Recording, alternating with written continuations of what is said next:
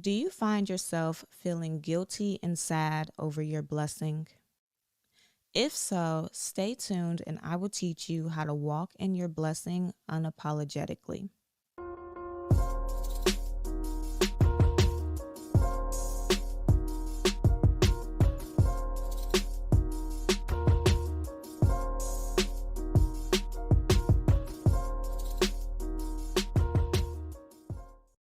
What is going on, everyone? We are back for another episode of Prospering with Christ.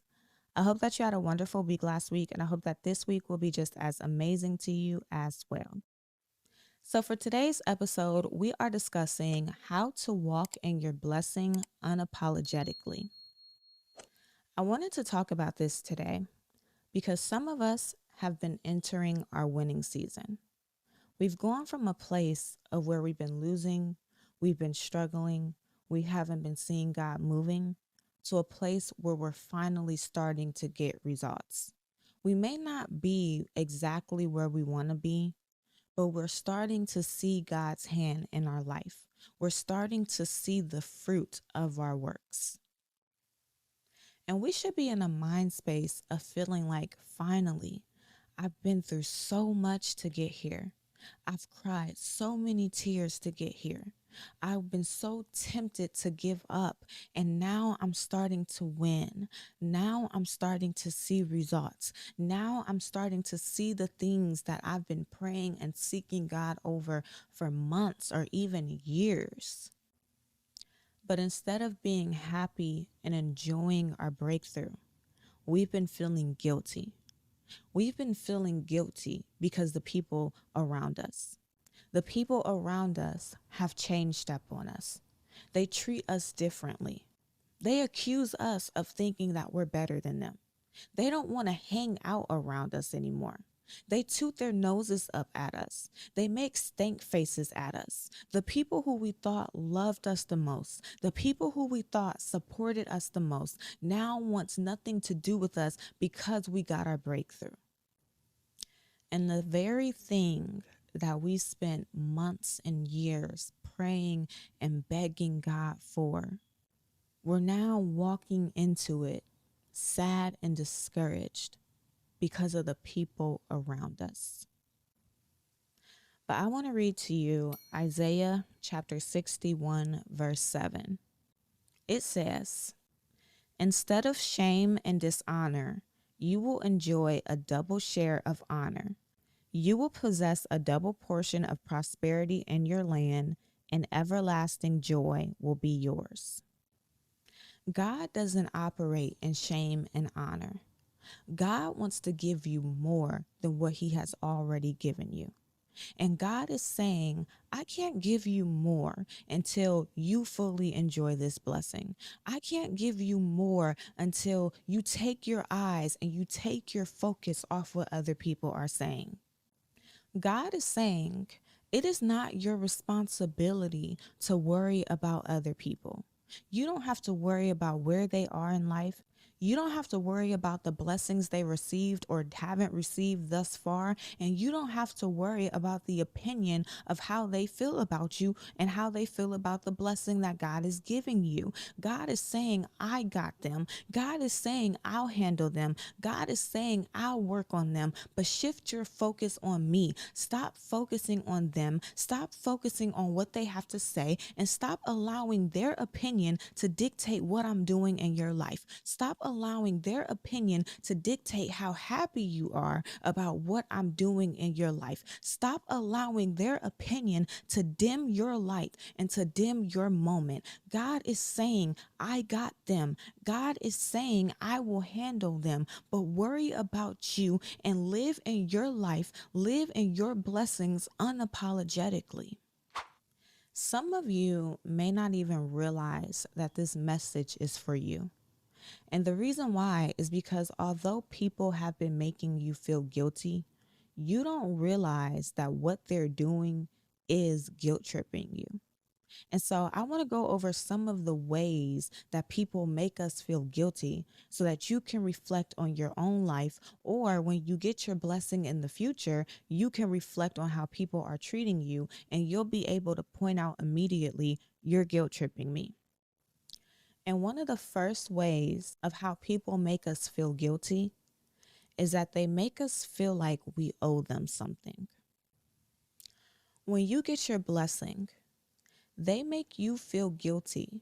They make you feel like you owe them something to the point where they tell you that you should share your blessing with them. They should be able to experience your blessing just as much as you. So just think of it like this. Let's say that God blesses you with some money. You may have people who come to you and say, well, I'm your auntie, give me $500. Well, I'm your sister, you can't loan me $5,000. They make you feel like because you are their family, you owe them something. Or another example is, say they've done something for you in the past. They bring up that favor that they did for you and they make you feel like you should pay them back. So let's say you get a car. They make you feel like you should give them free rides with no gas money because back in the day, they gave you a ride to work one time when your car was down. They make you feel like you should babysit their kids for free because back in the day, they did you a favor. People guilt trip us by making us feel like we owe them something and that they should have a share in our blessing. And a lot of us fall for it. We fall for it and we say it's the godly thing to do. And I'm going to tell you this right now. If somebody's doing that to you, they're not being moved by God. Because God operates in serving people. God doesn't operate by counting favors. Whereas like, I'm saying I'm doing this out the kindness of your heart. I'm saying I'm doing this because I love you. I'm saying I'm doing this because I'm your family. But when you get up on your feet, I'm going to count that favor. I'm going to throw that favor back in your face and I'm going to guilt trip you and make you feel like you owe me because of it. That's not God. That's not God's heart. And that's not God's character. And if somebody is doing that to you, you need to pray for discernment. You know that that's not God who is operating behind them. You know that that's not God who sent them. God doesn't mind you sharing your blessing with other people. But what God is not going to do is send somebody to manipulate you or throw something in your face to guilt trip you and shame you into doing it. And so when you encounter people like this, you have to set up boundaries and you have to be okay with saying no. I know that a lot of Christians don't understand the word no because we feel like saying no is being ungodly. But even Jesus knew how to say no. Even Jesus knew how to create boundaries. And you have to mirror God. You have to mirror Jesus. And you have to learn how to establish boundaries with people and say no. Say, I'm not going to be guilted. I'm not going to be shamed. And I'm not going to be manipulated into helping you. Another way that people guilt trip us is they belittle us and they make us feel like we don't know what we're doing. They have this attitude of making us feel like they can do better with our blessing. So let's say you came into some money. They start trying to tell you what you better do with your money. You better do this. You better help this person. You got all that money. Why don't you do this? You got all that money. Why don't you help them? You got all that money. Why don't you help us with the bills? They tell us what we better do with what God blessed us with. Let's say that you've been praying for a baby and God blessed you with a child. People come to you with this mentality of, you don't know what you're doing. You need to do this. You need to do that. Don't let her cry like that. Don't let her sit like that. Don't use those bottles. Don't dress her this way. Don't do this. Don't do that. They belittle you and they make you feel like you don't know what you're doing. And let me say this. There's nothing wrong with constructive criticism. There's nothing wrong with somebody coming and seeing that you lack experience and they just want to give you a tip.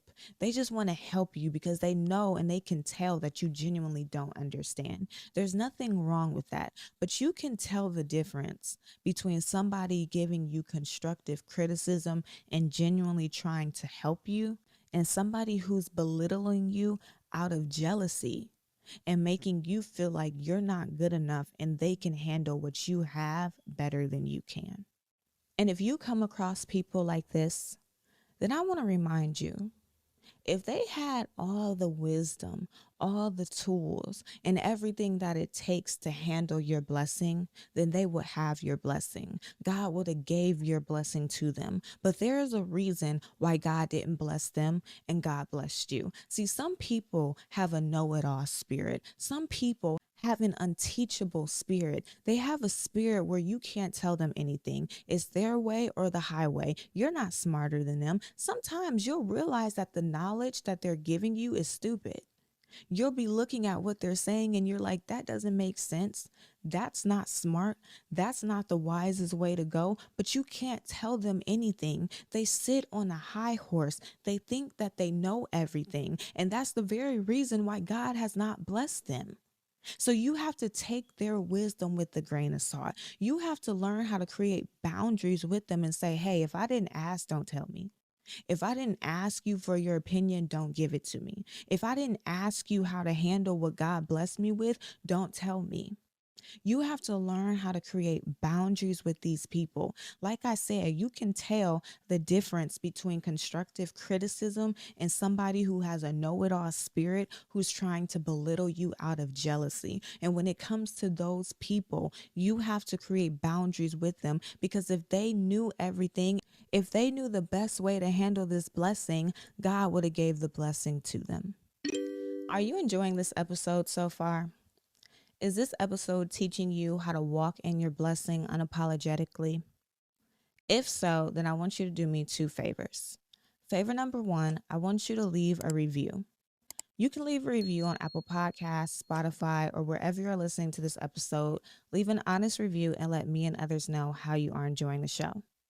And favor number two, if you know anyone who has been getting blessed by God, but they feel guilty because of the way that people around them have been treating them, then I want you to send this episode to them. Let this episode motivate and encourage them the same way that it is motivating and encouraging you. Now let's get back to the show. The reason why you struggle with feeling guilty over your blessing is because deep down inside, you want validation from the people around you. You want to feel like you're accepted. You want to feel like you are making the people around you proud. And I get it, because normally we're not looking for validation from just anyone. We're not looking for validation from a stranger walking down the street or somebody who follows you on Instagram that you've never seen or met a day in your life. Normally, you are looking for validation from the people who are close to you, from the people who you love the most, from your mother, from your father, from your grandmother, aunties, cousins, best friends, the people who actually mean something to you in your life. And because these people mean something to you, you value their opinion. You want to feel like they accept you. You want to feel like they're proud of you. You want to feel like they're supportive of the things that you're doing and the ways that you live your life. But I know that this sucks to hear. But as long as you seek validation from people, you will jeopardize and you will block your breakthrough. It is impossible to please everybody. And you are going to drain yourself trying to get human approval. You are going to drain yourself trying to please everybody. You are going to exhaust yourself trying to make everybody feel proud of you. What happens when somebody is proud of you, but then they realize that you're surpassing them, and so now they start to feel jealous and they start to respond to you out of jealousy. They start to belittle you. They start to belittle your accomplishments. They say, that's not nothing. That little blessing, that little accomplishment, you ain't really doing nothing. I'm not pleased. I'm not impressed. And now you're working overtime trying to get validation when you fail to realize they're never going to validate you because deep down inside, they're jealous of you. Deep down inside, they see your accomplishments. Deep down inside, they are pleased with you, but they're so jealous and they have so much pride that they will never admit it. And you're wearing yourself out trying to please them and trying to be accepted and validated by them.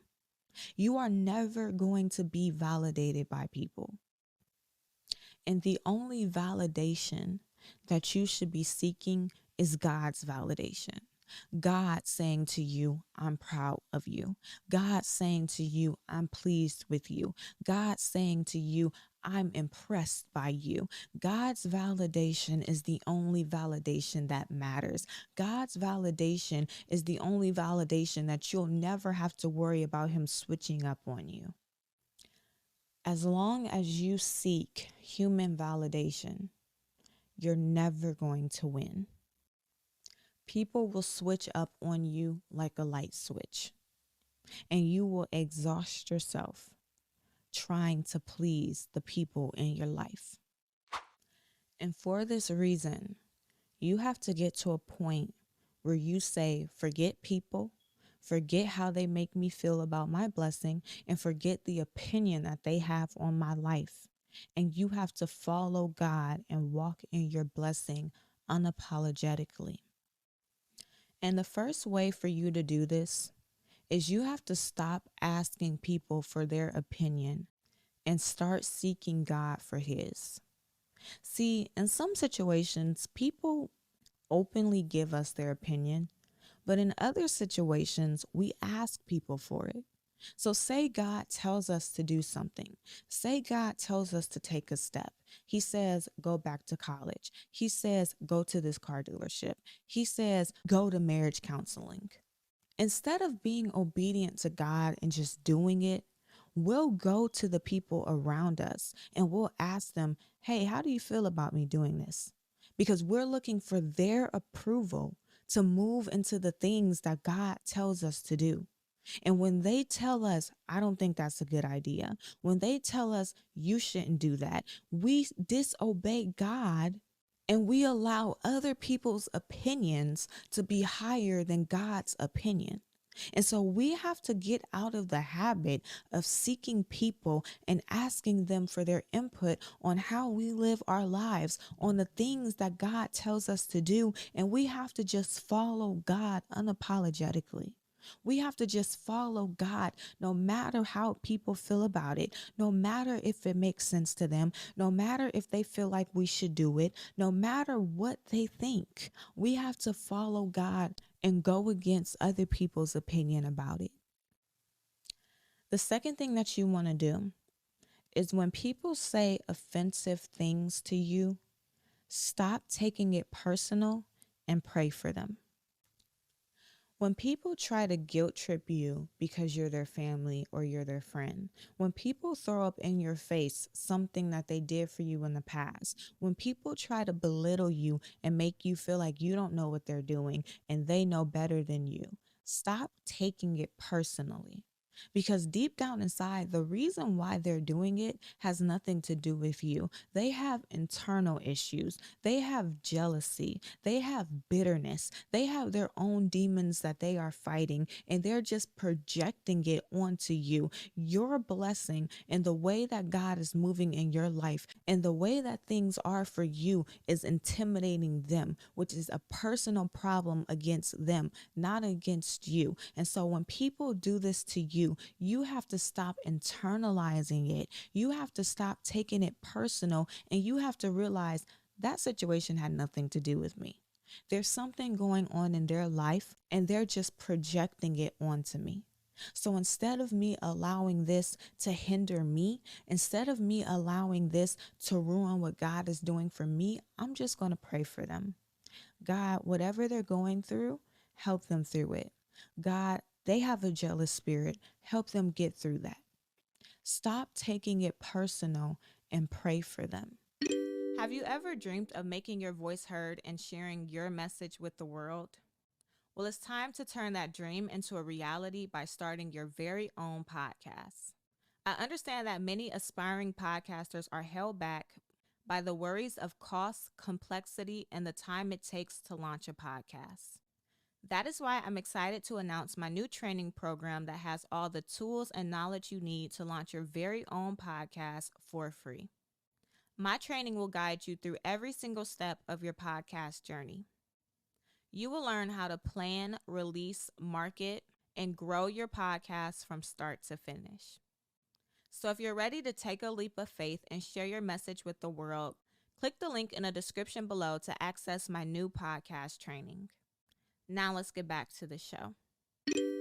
The third thing that you want to do is you have to learn how to start creating boundaries with people.